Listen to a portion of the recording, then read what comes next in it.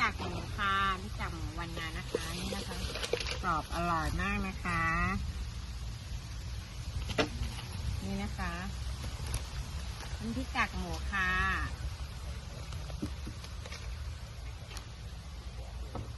ชิมให้ดูนะคะ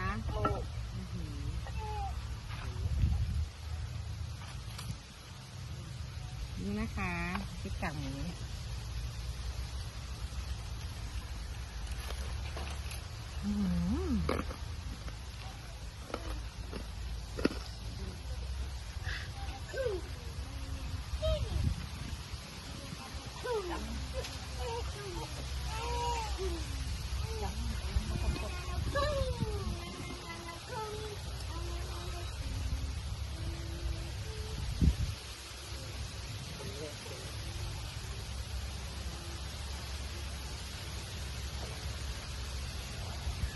ได้ตัวละหนาค่ะมากนี่ค่ะ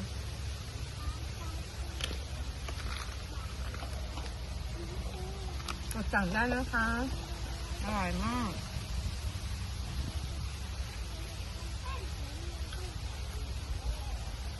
ไม่จะไหนค่ะ